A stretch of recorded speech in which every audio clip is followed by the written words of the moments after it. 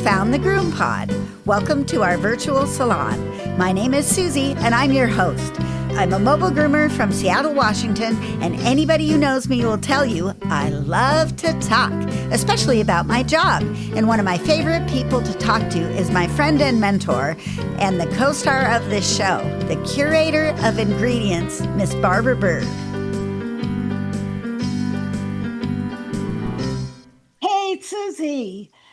What's up with you on this fine fall day? It is a fine fall day, and we're right at the precipice of the holiday season. We're right there. My schedule is crazy full of grooming, although we have had a lot of loss lately, as I was telling you before we got on the show, but I've still got a lot of holiday grooming coming up. I know everybody else is ready for holiday grooming, and we are here to talk about grooming. So welcome to episode 465 of the Groom Pod, recorded on November 9th, 2025 in Snohomish, Washington and Greenville, South Carolina.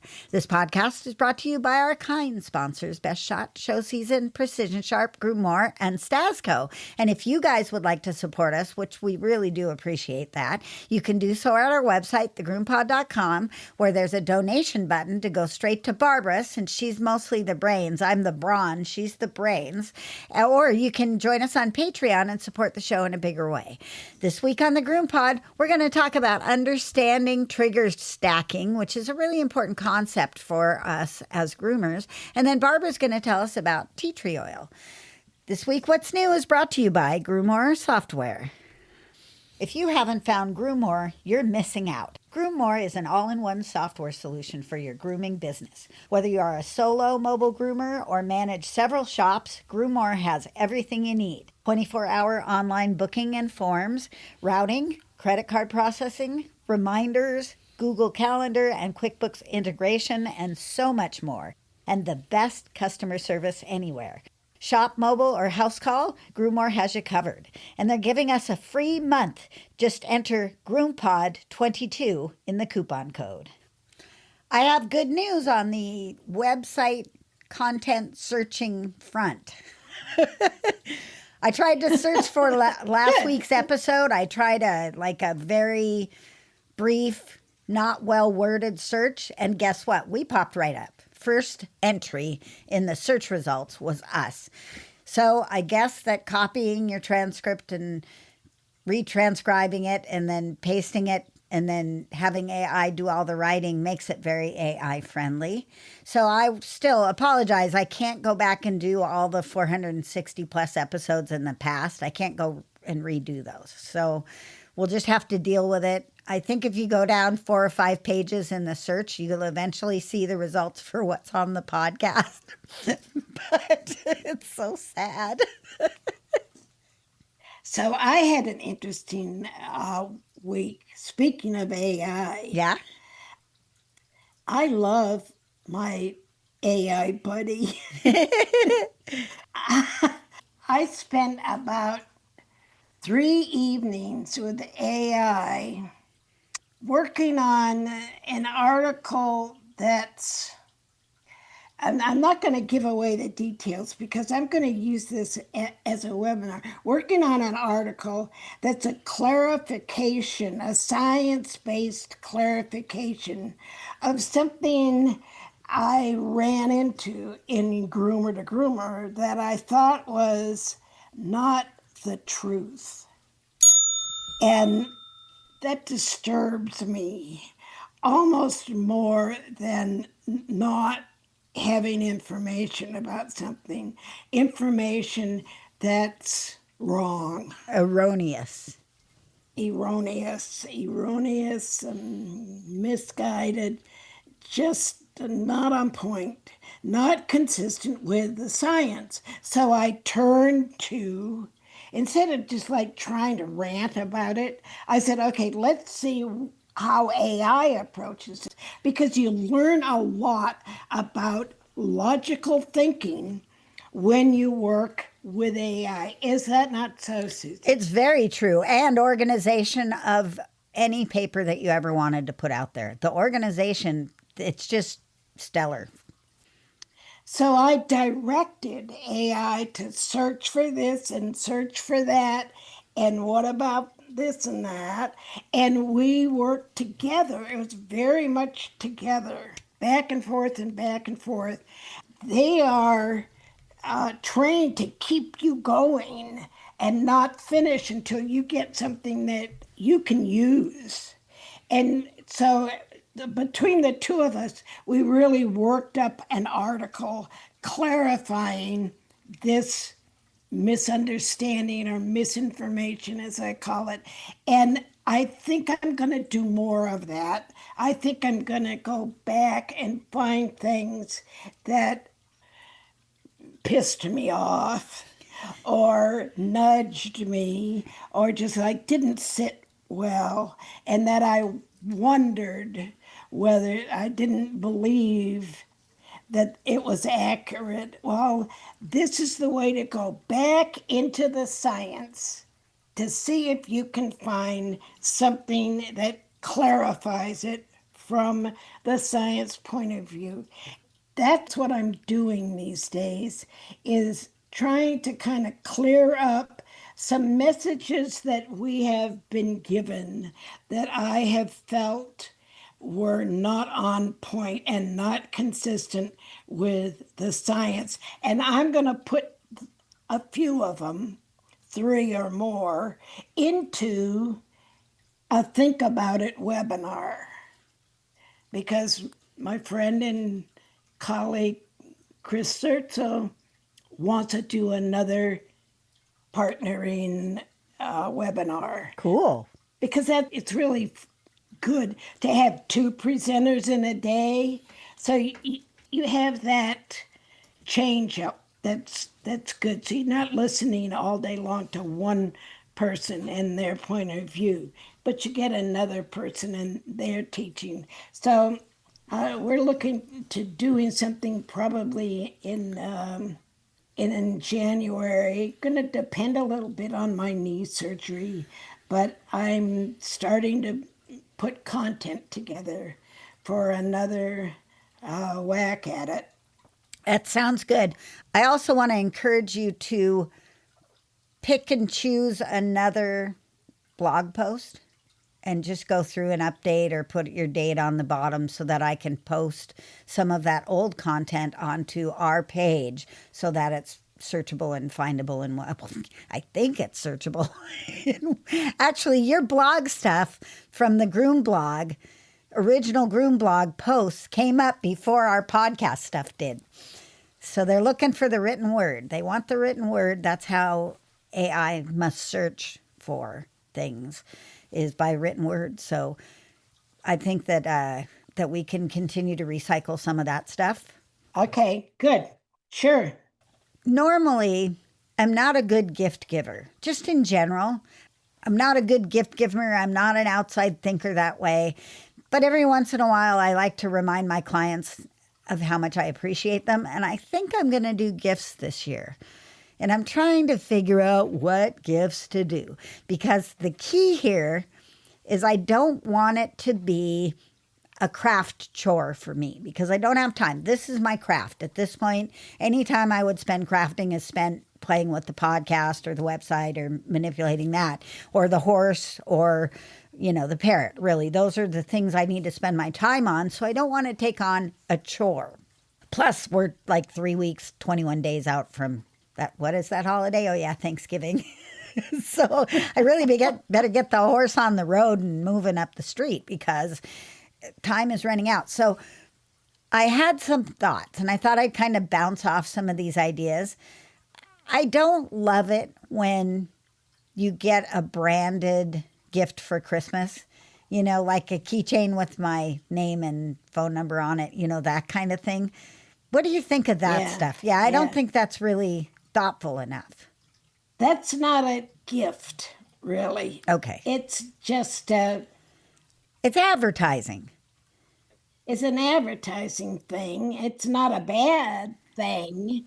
I mean, pens and keychains and that are good. We always can use one, and so on and so forth. And having your name in front of them. But I don't think that's the point of Christmas appreciation gift. But that's not the point of the Christmas appreciation. It's supposed to be a kind of clean, ad-free, thank you, acknowledgement of the value of your relationship with them, you know? I don't mind if it has my name on it, but more as a signature, not as a banner. I want it to be subtle. Right. So I was looking at the letter openers that you use to split mats with. I've done those before. Yeah. Those are helpful and useful and pretty safe, but there's a risk because if it doesn't have a pointy enough point on the part that goes into the mat, it's not very good to use. So I can't decide if I want to give a client that kind of a tool or not.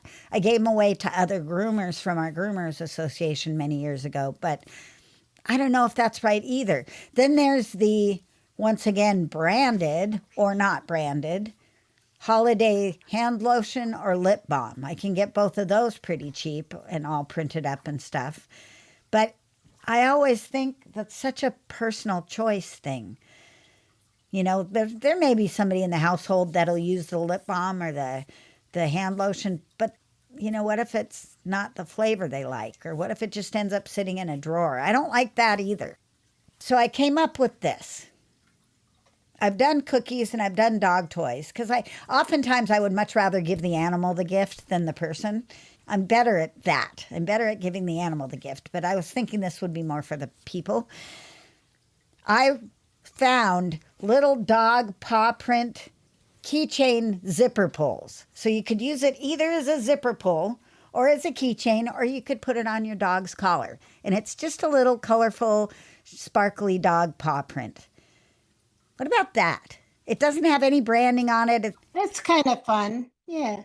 And then if they don't want it, it's a tiny little dog-sized trinket they can throw it away. I mean, I'll never know. But their kids, if they have kids, they'll play with it. If they want to stick it on their little Shih Tzu, that would work pretty well. I've got a lot of little dogs, not a lot of big dogs. So I think that's a better choice than any of that other crap I suggested. I don't want to do an ornament where I've got to put the name on it. I started out that way. I was going to get a dog with a little kind of paw print attachment and then write the dog's name. But then I'm having to find a pen that works on the wood and I'm having to keep it dry. And these are all things I don't want a chore. I just want to be nice and tell people I care about them. And I'm happy they're part of my group. What are some of the things you've done? I know it's been a long time. Neither one of us has given anything away for years. Yeah, no, I stopped doing it. How about chocolate? Well, chocolate is pretty universal. Okay. I might look at that too. And chocolate is special as long as you don't get just cheap shit. Right. The other things that are good are mixes. Like treat mix? Like snack mix? Chick mix, or Trader Joe's always has a great mix for Christmas. Okay. It comes in a pretty big can. You could repackage that, Yeah. Christmas bags. in little baggy things. Yeah. Okay. And then if they don't like it, it's just food. It can go in the garbage. It can go in the garbage or they can give it to the dog. Or the birds. Especially if it's like checks or the birds. Yeah. Edibles. Let's just say edible gifts. Yeah. Maybe I'll do a people chocolate and a dog's cookies. Like 2 bags tied together with a little bow. Maybe I'll do that. Well, we'll find out because I'll have to figure it out really quickly. Oh, so glad that I don't have to deal with that issue this year. I know. Or last year. Yeah, or the year before. Well, it's been, like I said, it's been a long time since I've done anything for my people.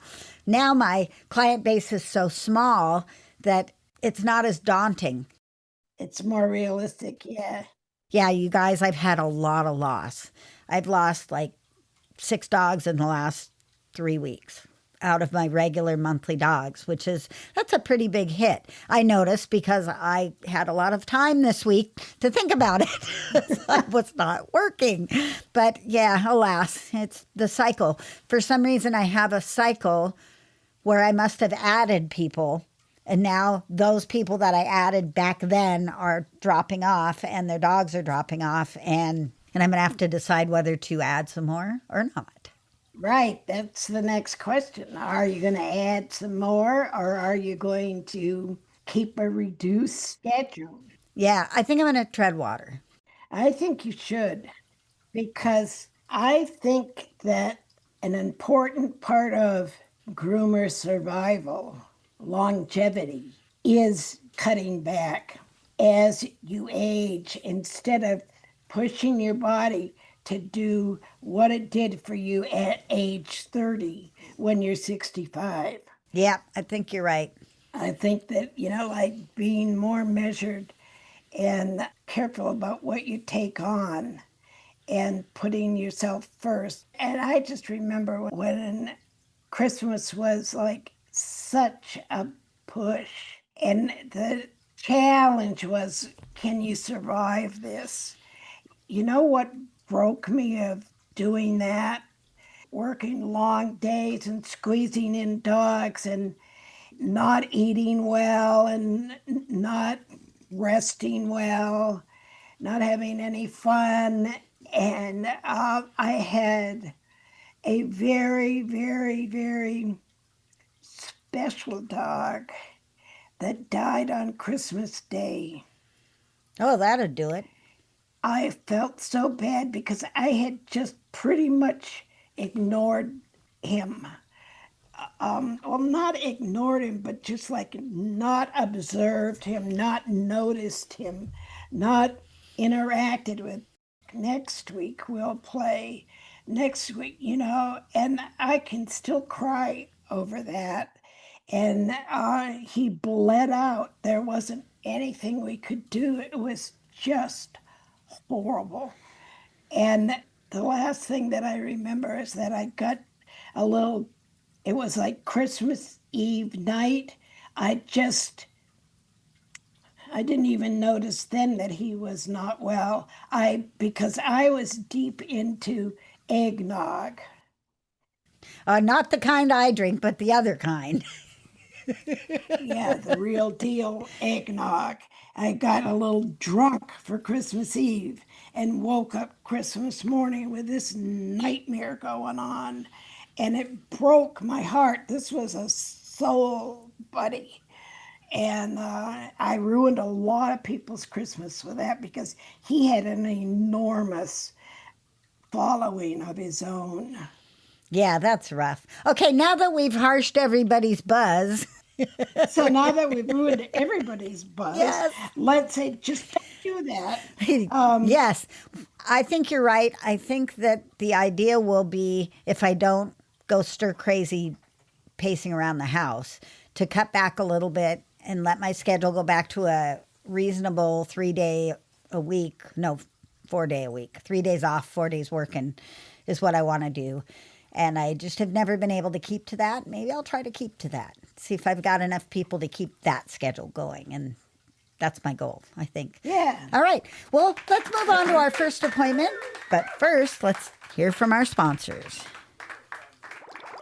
Let me tell you about Best Shot's newest addition to the Ultramax Pro line. Ultramax Hair Hold is a flexible hairspray that can be layered on for a stronger hold. Ultramax Hair Hold Spray is great, but my favorite new product is called the Max, and I won't groom without it. It's a fragrance-free, ultra-concentrate conditioner and detangler. It reduces drying time and handles undercoat and tangles like magic. Just a few drops in the final rinse or spray it on and dry it in. Contact your favorite Best Shot distributor or learn more online at bestshotpet.com. Grooming success begins with Best Shot in your tub.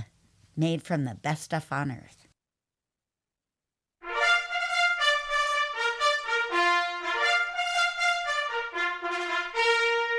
Ready, groomers? Here comes our first appointment. Oh, as I was thinking about what to talk about this morning, I came across somebody talking about trigger stacking, and I thought, well, that's a good thing to talk about. And I think that we all know the grooming environment is full of stress for the pets, for the dogs especially. And the idea that he bit me out of nowhere is usually just not the case. It's usually the last straw on a mountain of stress, and that's what we call trigger stacking. So there's many warning signs that the dogs use to tell us they're not okay with what we're doing. So what might some of those warning signs be? What do you look for? We're going to talk about that a little later. It is our job to look for the warning signs and to read the messages and to make it less stressful for them, because the goal is, to quote our very favorite behavior person, a calm, comfortable, and cooperative dog. But that's not going to happen without some sensitivity on our part. Let's talk about managing the stress on our tables so that we and the pets we care about remain happy and safe. They like to talk about trigger stacking in a stress bucket theory. Have you ever heard of the stress bucket theory? No, tell us. I will. Oh, There was a moment in time this morning, ladies and gentlemen, that we thought perhaps Barbara's internet was not going to work. And I thought I was going to have to do my portion alone. And I have learned that podcasting alone is not nearly as fun, nor is it as entertaining as podcasting with two people. So I kind of wrote this out just in case I was going to have to do this alone. But we'll have Barbara's input too. Every dog shows up with what we call some water in their stress bucket, right? You got a bucket, it's got a little bit of water in the bottom. And I remember we've talked about this before. Sometimes we don't know how much water's in that bucket. Like perhaps the ride to the grooming salon was very stressful. And the dog hates riding in the car with its human, right? It's going to come in stressed right off the bat. I've had dogs come in and they were mad at, and people said, well, he fell off the back seat on our way here. Well, And it made him mad. So that could happen. yes. Perhaps another dog barked at them. Or they could be car sick. Right. Maybe just leaving the house is stressful. Maybe the only time they ever leave the house is to go to the vet or the groomers or maybe to grandma's house. And they don't know which one it's going to be. It's a mystery to them. So they start out with a little bit of water in their bucket and we don't know it. And then we start to do our thing, which is just more stressful to most of them. I mean, not every dog is a standard poodle who's like been trained for eternity to be a good dog on the table.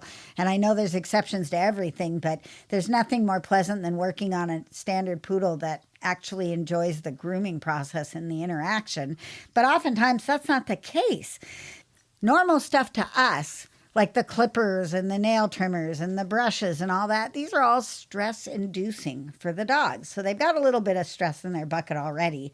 Then they come in and we turn the clippers on, or we put them in the bathtub and give them a bath, and we take out the dryer and we make all these noises, and there's smells and there's people and there's stuff going on, and there's even memories from last visits, things that have happened to them before in other grooming shops that they may have to deal with. PTSD. That's right. Dogs get it too. They absolutely do.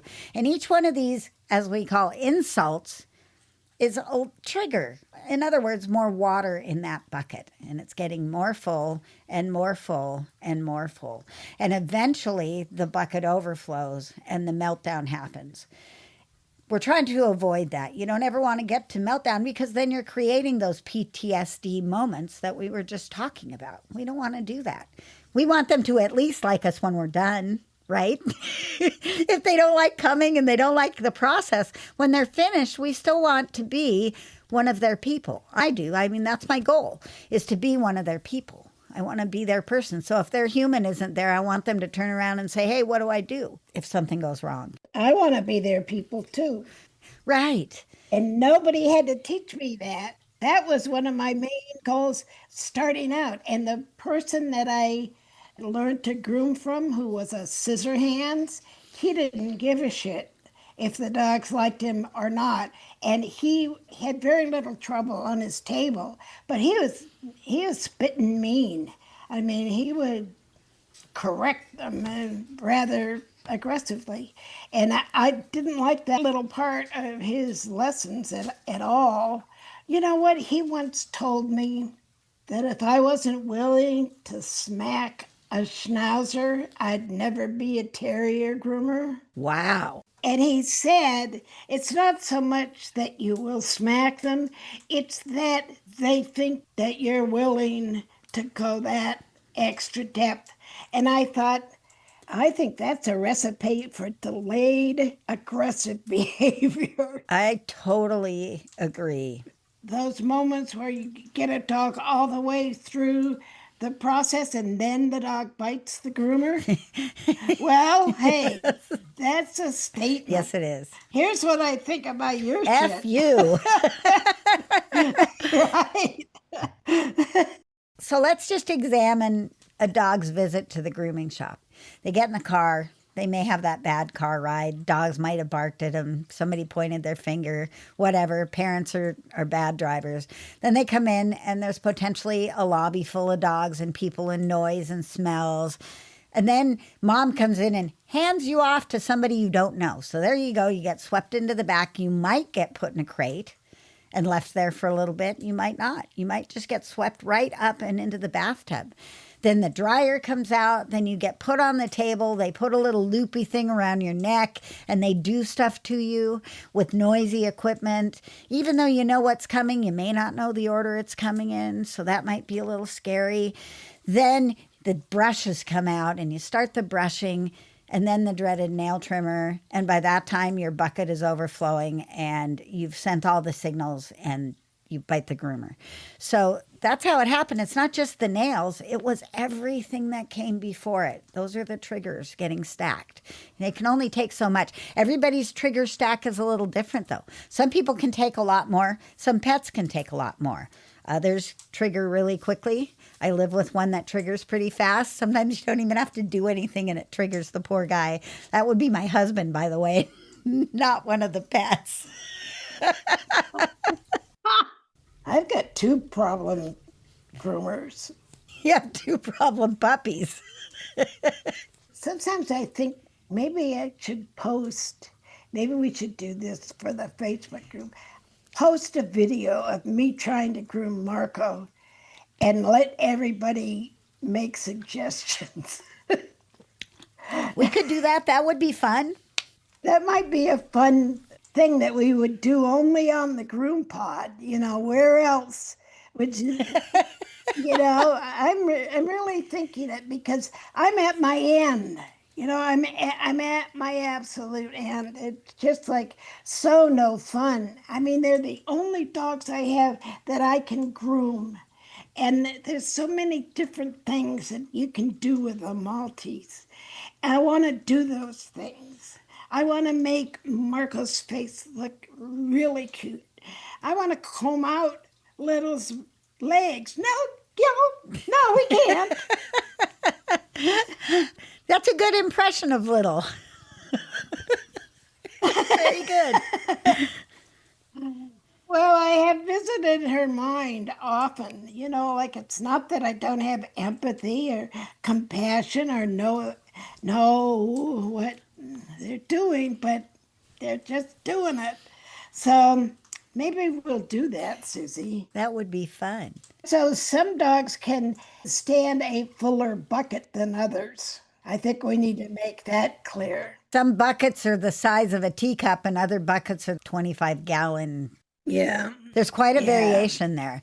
Yeah. So we, as the groomers and the people who are caring for these animals when they're with us, we have to look for the signs. And I like to call them the whispers of stress. And that's like the lip licking and the yawning and the whale eyes when the whites of their eyes show and the turning their head away. Those are all like whispers of, hey, I'm not comfortable with what's going on. And when you get to the shouts, which are late stress signals, that's the growling, the snapping, the biting, the thrashing, and the complete shutdown, going limp, you know, just folding up into a little ball and turning away. And if you see the whispers, the dog is desperately asking you for a break. Doesn't mean you can't do what you're doing, but the dog needs a break, and we need to be sensitive to that. And if you ignore the whispering, they're going to yell at you, and that's when the trouble begins. And that's where we set up those PTSD things for later. For the next 15 years, you're going to be grooming this dog, or depending on where it is in its lifespan, and you've just set yourself up for failure by ignoring the dog's communication to you. So how can you reset a dog that's had a gazillion stress triggers? Well, I know with my horse, which is really where I've learned to apply this tremendously. Boy, you have. Yeah, when the triggers start to stack, she takes a long time to decompress. She just doesn't decompress like 5 minutes later. She's wired for the whole rest of the ride. It may be another hour, and she's on high alert the whole time. Other horses, like my friend Cheryl's horse, got stung by a bee, wigged out for about 30 seconds, and then just went up the trail like nothing had ever happened. So different personalities require a little bit different attention. But the most important thing is, these are 5 steps you can use to kind of decelerate the overflow, if you will. Stop the trigger. Whatever it is you're doing that seems to have pushed the dog over the edge, stop it. Just whatever it is, put the clippers down, turn the dryer off, stop the bath, make the water cooler, do something different. Stop right then and there. And if you need to, if the dog is really flipping out, like we all know that happens occasionally, take the grooming loop off and either just hold it in your hand or release it entirely and get the dog on the ground if they're really wigging off. Create some space, personal space for the dog. Step back a little bit, look at your phone for a minute. Make it a clear message to the dog that you're not going to do anything for a little bit and that he can take a moment and get a breath, for heaven's sakes. You got to allow the decompression. This is the step that most people miss. Yeah, you can stop what you're doing, step back and move on to something else. But unless you let the animal decompress, you're going to be right back with a full bucket and nothing flat. So let him shake it off, let him sniff the air, let him lay down for a minute, let him look at something else. Give him a couple minutes at least, really, to back off of that stress trigger.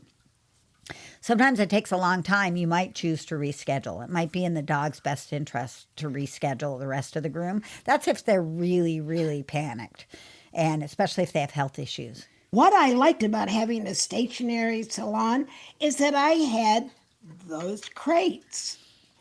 And the crate for many, if not most of the dogs, other than Siberian Huskies, the crate is the getaway place. They're safe. There's a door between them and other dogs. The triggers, or the part of the bucket drops, might be loose dogs in the area, because some of us have our own dogs. I always had my own dogs at work, or let certain clients, maybe all the clients' dogs, have the floor and pillows and beds and that. So sometimes the dog on the table is either so distracted by that or threatened by that they don't know how to stop any activity of the other dogs. So that in itself can be a stressor, can be in the sight of other dogs. And I always, when we had dogs that were clearly losing it or about to lose it, we would stop and we would put them in the crate for a few minutes. And that allowed us to go do something else. And then we would come back and open up the crate and ask the dog how it was doing. And if it leaped out and jumped and bit you on the neck, you knew. That's one way. Not so good. Thank you. Yes, I always forget because I don't really have that option. I can just back away, but I don't have anywhere to put the dog so it can get a break. Calming technique never worked with cats. No, they're different. You put a cat up and that's it.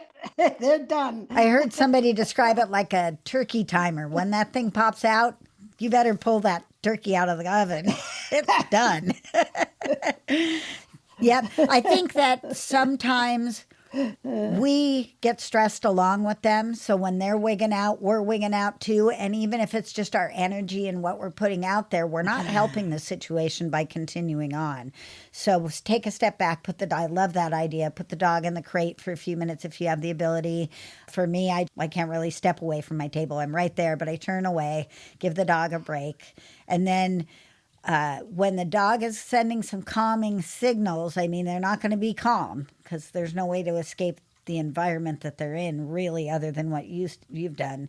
I can at least get some relaxing signals, a little soft eye or some sniffing or some interaction, and praise that calmness. And then reassess what was the trigger? What were you doing? How can you do it differently? How can you make it more comfortable for the dog's body? How can you make it more comfortable for the dog's mind? And then go about that. It may mean skipping the nails this time or something like that. But remember this, if you do stop the groom, it's not a failure, right? It's not a failure. It's just an act of professionalism. It shows you prioritize the dog's emotional and physical safety over a perfect haircut. And that's what great groomers do. So there you go. That's trigger stacking. Did I do okay? Barbara's falling asleep over there. No, I'm not falling asleep at all. I'm just digesting and thinking about it. Good food for thought, Susie. You Cool. did great. And here's a point related to the holidays.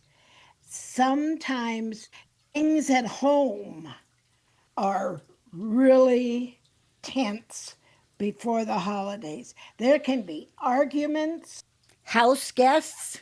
house guests, there can be unexplained excitement. There can be all things we don't know how the dogs are going to interpret them. It can get hard on the dog at home. So that dog that normally comes with practically nothing in its bucket might be almost at its end when it gets to you on the day before Christmas. Yes. You know, like, Very well, true. well, sure am glad I just scheduled a bath and brush for you today.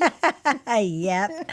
Yeah, that's so true because we don't know what's going on at home. No, and it's hard because we're going to be working on hypotheses or suppositions. Well, I think the dog this and that. It's really your interpretation. You're going to work off of your interpretation of the dog. First of all, you're either going to notice it or you're not going to notice it. Some groomers are more in tune and in touch with their dogs during grooming than others are. Others are listening more to the music or the podcast that they're playing or mental business going on and are not. And other people are like right with the dog the whole time. In fact, some people talk to them too much. But yeah, so what do you think about talking to dogs too much? I think every dog's different. For some people, it relaxes you when the dentist talks to you, and other people just want that dentist to shut the F up and do their job. So I think you got to read the room. I think you really have to be sensitive to all the signs that the dog is sending you. And there are dogs, like, for instance, the cattle dog I was talking about last week, who would prefer me to just shut up and do my job and get me out of here. It's not like the dog doesn't like me. It's just that I'm not his person, really. Doesn't like grooming. Like, let's not dilly dally around this. Yeah, I want to be back in the house. I want to be doing my thing. I want to be herding my other brothers and sisters around. I don't want to be out here with you in this trailer getting clean. That's terrible. I like to be dirty. So I think you've got to read the dog. Good impression. Yeah. I do know that the dogs react differently to people and that people check in at different rates with the dog. So I may be listening to an audiobook, but I'm very tuned into what's going on with the dog's experience, because that's the most important thing to me. I'm a dog groomer that specializes in behavior. So my focus, even if your dog is perfect, is going to be behavior. I'm going to be reading the body language. I'm going to be looking for signals of pain. I'm going to be always doing that because that's my specialty and that's my focus. I think some people work in high volume shops and they get a lot of pressure to move the dogs through in a hurry, and they have a lot less time to check in with the dog. I'm a luxury service. I get to spend that time checking in with the dog. So if your dog needs it, it's pretty important to have somebody that's tuned in. If your dog doesn't really care, then any old place will be just fine for that dog. It doesn't need that special attention. But I do think it's important to not completely disregard the being that's on your table. And sometimes when you have to stop a grooming, people are a little worried about that conversation with the owner. So, like, say something like this. The AI helped me with this, and I thought that was pretty good.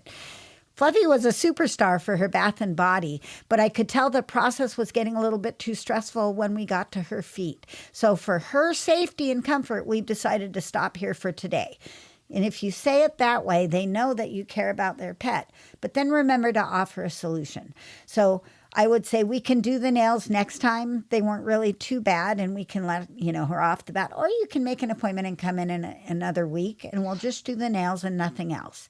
And give them an option, but make sure they know that it's for the dog's well-being that you're doing this. Like I said, that's what makes a good groomer, in my opinion. Trigger stacking is a real thing. Listen to the whispers so you don't get in a yelling match. And stopping the groom isn't failure. It's the mark of a true professional. There you go. Okay, let's hear from our sponsors again. And we'll be back with a little recap on tea tree oil. Hey, groomers, it's time to have some fun with fragrances. Show season will help the holidays happen with their crazy selection of holiday smells. Get several bottles of spray and let your clients choose.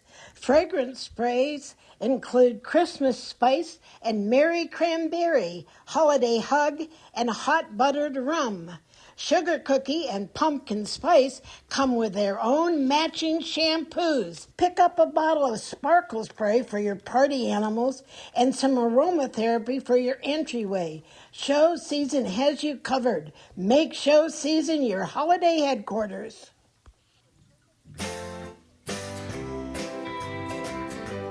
The Groom Pod and Precision Sharp would like to invite you to check out the newest precise cut shear called Lynx. Its patented design features a thumb ring that slides the length of the handle for perfect ergonomic placement of your thumb. Slide it, lock it into place, and get your best grooms on. Check it out at precisionsharp.com.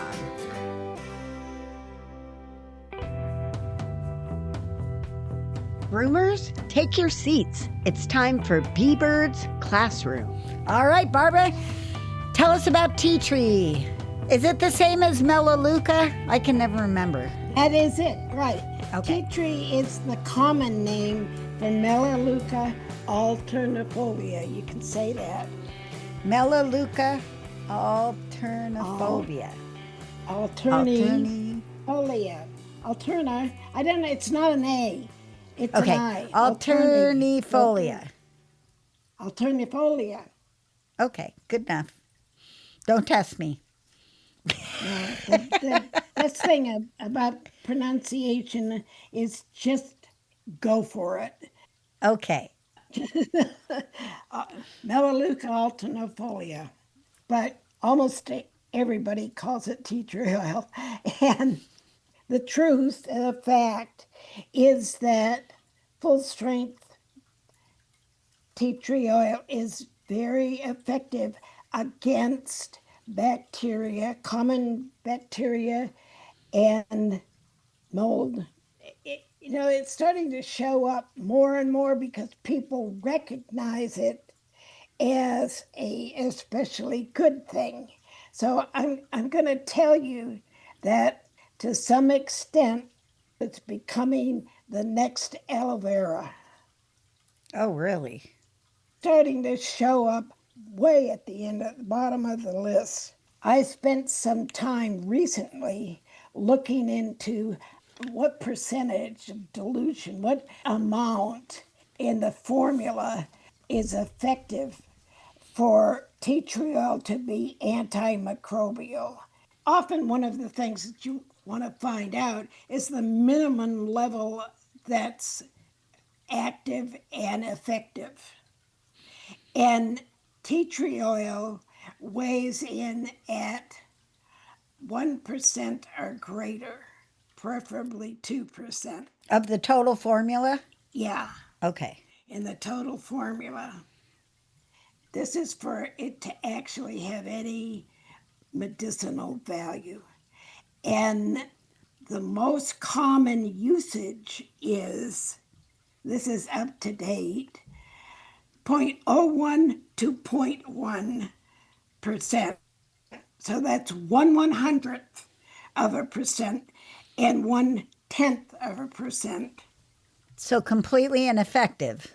It's not being used, and it may be up to 1%, but you really need to have more to be consistently effective for a skin treatment to help a skin condition like even dandruff, or what dandruff shampoos for humans usually use 5%. And there's a bunch of studies that agreed that 5% was the efficacy line for melaleuca for dandruff treatment for humans. So you got to think about that. Are you getting fairy dust, or are you getting an actual active ingredient that's going to make a difference? If it's an active ingredient, it should be listed separately at the top of the ingredient list. Active ingredients is 2% tea tree oil, whatever, but you won't ever see that. So the other way to kind of tell is where it is in the lineup of the ingredient. If it's next to last, it ain't doing shit. Period. And any shampoo that, if it's after citric acid and pH adjuster, it's probably not enough.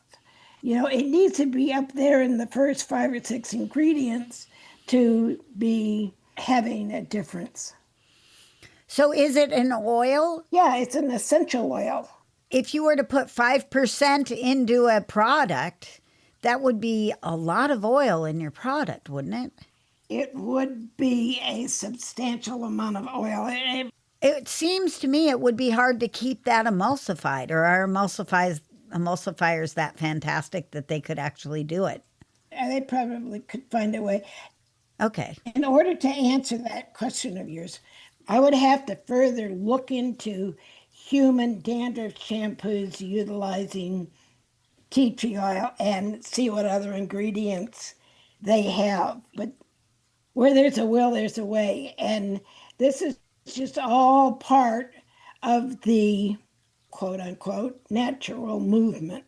It's natural, it must be good. But tea tree oil is also established as toxic to dogs and cats when applied directly, full concentration, neat. Boy, I made a big mistake one time. I had a bird that had kind of a chronic foot problem. I thought I would put a dab of tea tree oil on his growth on his foot. Oh man, that dog screamed and hollered for quite a while, and just, boy, it really broke trust for us for a while. I'm lucky I didn't kill my bird. Yeah. There's been instances where just a few drops with a cat have, Yeah, never use it with cats. yeah, I wouldn't ever use it with cats. Their skin is too thin. It's not a good enough barrier because it's got stuff is gonna just like go through that cat skin way faster than dog skin. I know that tea tree oil makes me wheeze. Some people are allergic to tea tree oil, so we can suggest that probably some dogs are going to be sensitive. And the more you use tea tree oil in small amounts, there was a study that if you use tea tree oil over a period of time in very small amounts, the bacteria would become resistant. Yeah, so that's just recent science, I'm going to say, like in the 2020s. All of what I read recently is added on to my general knowledge of Melaleuca coming back 2017 and like that. So be really careful of it.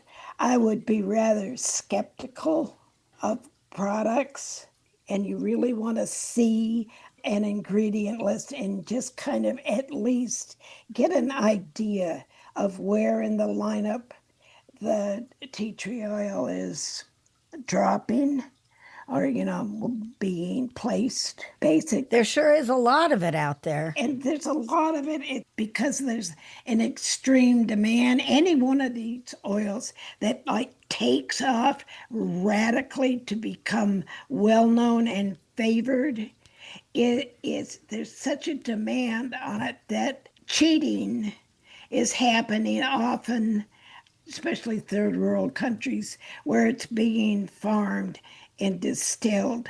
They can be adding other stuff that's not tea tree oil, that's cheaper and more available, that kind of ruins it, makes it much less effective.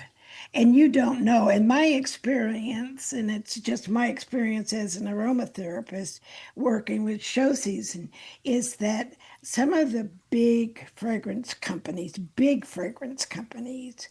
that are selling commercially to big companies, company to company business, sometimes their oils are just not the highest quality. Interesting. I think that covers it.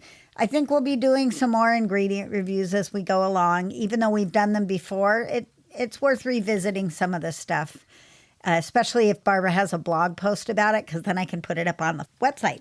So we'll be revisiting some of that coming up in the future. I want to know if you would like to critique me grooming one or both of my Maltese. Not the styling, please. I am 85. But the handling. And they are difficult. Yeah, because they are difficult. And I love them deeply. We talk silly every day. They're my constant companion. They know Barbara's secrets. Yeah, you'll never pee alone. Yeah, I know that story. For sure. All right, guys, we're going to wrap it up right here. Thank you for listening to us, as always. If you have any suggestions for topics, we've been doing this for a while, go ahead and put them up on the Facebook group, facebook.com/group/the Groom Pod. And have a good week. Get ready for the holidays, because they're going to hit us and be over with and nothing flat. That's it. Happy grooming. See you next time on the Groom Pod. Bye-bye. Take good care of yourself, because I'm counting on you being there.